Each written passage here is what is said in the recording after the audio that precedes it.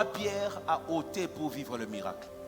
Jean chapitre 11, 39 jusqu'à 40. Et Marthe était là, elle disait, il sent déjà. La pierre servait à quoi? Que ce qui est à l'extérieur n'entre pas à l'intérieur. Et ce qui est à l'intérieur ne sorte pas à l'extérieur. Et vous avez sûrement suivi des documentaires des pharaons. La plupart ont été enterrés avec des bijoux, avec des trésors, d'autres avec des vêtements. Même aujourd'hui, vous savez, on essaye de sécuriser les tombes. Parce qu'il y a des gens, quand vous enterrez, ils entrent. Parfois même, ils prennent le corps, ils sortent du cercueil, prennent les cercueils et prennent les vêtements. Mais Marie et Marthe n'étaient pas pauvres. La preuve qu'ils n'étaient pas pauvres est qu'ils avaient une tombe. Rappelez-vous quand Jésus est mort, il n'avait pas de tombe. On a pris la tombe de quelqu'un. Parce que pour avoir une tombe en pierre, il fallait avoir les moyens. Quand un membre d'une famille riche mourait, ça attirait des voleurs. Alors il faut rouler la pierre. Et quand vous avez la force et les moyens, vous trouvez la plus grosse pierre. Vous comprenez? Alors, la pierre sert à une chose, que les voleurs ou que n'importe qui veut avoir accès à la tombe n'entre pas. Deuxième chose, la pierre sert à une chose. Vous voyez, regardez, quand Jésus dit, ôtez la pierre, Marthe répond comment? Il sent. La pierre servait à ça, que l'odeur ne passe pas. Vous comprenez? C'est-à-dire, la pierre était une barrière entre les choses de l'extérieur et les choses de l'intérieur. Que ce qui est à l'intérieur ne sorte pas, que ce qui est à l'extérieur n'entre pas. J'ai 3 pierres que je te propose d'ôter aujourd'hui. La première pierre, c'est la pierre du cœur. Quand tu veux vivre le miracle, il y aura toujours ces 3 pierres. Il faut commencer à enlever. La pierre du cœur, c'est quoi? Vous savez, on a vécu les mal. Il y a des hommes qui nous ont fait du mal. Et parfois, ce qui est horrible, ce n'est pas de vivre des choses dures, mais c'est ce que tu deviens après avoir vécu la chose dure. Plusieurs n'ont pas su garder leur cœur après avoir vécu des difficultés. D'autres deviennent méchants. D'autres aussi deviennent insensibles. La pierre qui protéger ceux qui étaient à l'extérieur des odeurs de Lazare, c'est la même pierre qui a failli retarder sa délivrance. Je vais te le dire. Même si Lazare, ressuscité par lui-même, là-bas dans la tombe, après sa résurrection, il allait connaître un blocage. Il ne pouvait pas sortir. Ce que tu appelles protection du cœur peut devenir le blocage de ta vie. Plusieurs ont développppé des systèmes autour de leur cœur en se disant, je me protège. Moi, quand j'arrive à un endroit, moi, je ne me donne pas à 100%. Même quand j'arrive à l'église, moi, non, je ne vais pas m'engager.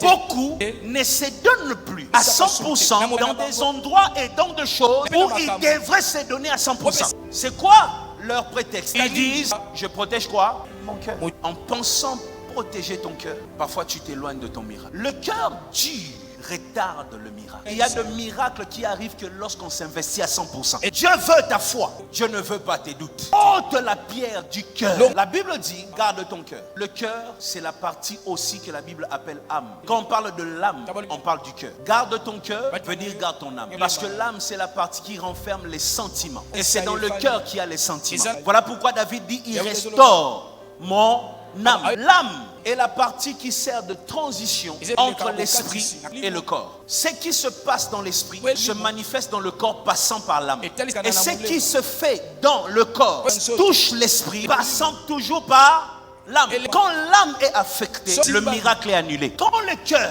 commence à être dur, parce que tu as vécu des déceptions, parce que tu as vécu un mal, tu ne protèges plus ton cœur, tu te laisses aller, tu ne crois plus à rien, le miracle devient impossible. Laisse-moi te parler comme Jésus a dit, ôtez la pierre. La deuxième pierre, la pierre de la pensée. La pierre de la pensée, c'est nos conceptions. Moi qui te parle, lorsque Dieu a voulu que je devienne pasteur, je me suis retrouvé pasteur d'une vieille église, une église plus âgée que moi. Et je regardais l'église, il n'y avait pas de jeunes.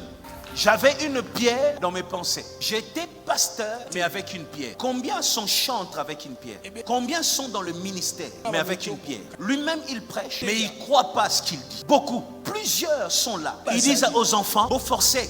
Et Kosimba, mais toi-même tu ne crois pas ce que tu es en train de dire. La pierre de la pensée. Je prie, si ça marche, gloire à Dieu. Bon, si ça ne marche pas, je veux seulement continuer. Maintenant, tu atteins une dimension où tu viens à l'église, soit par habitude, soit par formalité. Tu as besoin d'un modérateur pour te motiver dans la prière.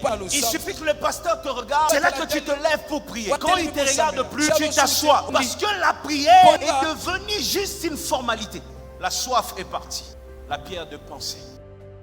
La troisième pierre, ça s'appelle le blocage. L'esprit de blocage. Jésus dit, ôtez la pierre. Je t'ai dit au début, tu te souviens, la pierre empêche que ce qui est à l'intérieur sorte.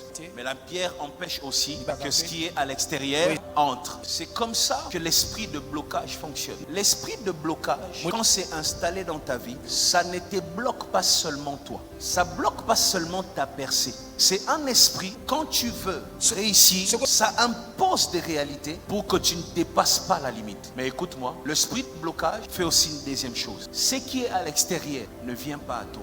Ça veut dire, une personne peut t'aimer, sérieusement t'aimer. Dès qu'il décide de te faire du bien, quelque chose l'arrête. C'est comme ça que travaille l'esprit de blocage. Et ça te bloque toi et ça bloque tout celui qui veut t'aider. Aujourd'hui, il faut que ça tombe. L'heure est venue que l'amour qu'on a pour toi produise de fruits. Maintenant, il y a de petites pierres que l'homme peut ôter. Il y a aussi de pierres. Une personne a rencontré une pierre. Marie rencontre une pierre, elle avance. Marie regarde à ses côtés. Il n'y avait que des femmes faibles comme elle. C'est-à-dire, Marie s'est dit, on est un groupe où personne ne peut aider l'autre. Tu es venu ici, tu crois au miracle, mais il y a une question dans ton esprit. Qui va ôter la pierre? Sur la terre, il n'y avait personne à côté de Marie. Je suppose qu'elle était la plus forte dans ces groupes-là. À l'entendre parler, c'est comme si c'était elle qui était leader de ces groupes-là. Toi, tu te sens faible, mais tu es dans un groupe où tu es le plus fort. Marie arrive, la Bible dit, elle a d'abord vu la pierre était roulée. Elle a vu la porte ouverte. Elle commence à courir. Lorsqu'elle avance, elle regarde bien. La Bible dit, elle a vu un ange assis sur la pierre. Pour dire, ce qui complique ta famille, moi je peux m'asseoir sur ça. Est-ce que quelqu'un reçoit ça? Ce qui a compliqué ta famille depuis 14 ans, depuis 20 ans, depuis 16 ans, il y a un Dieu capable de dominer sur ça.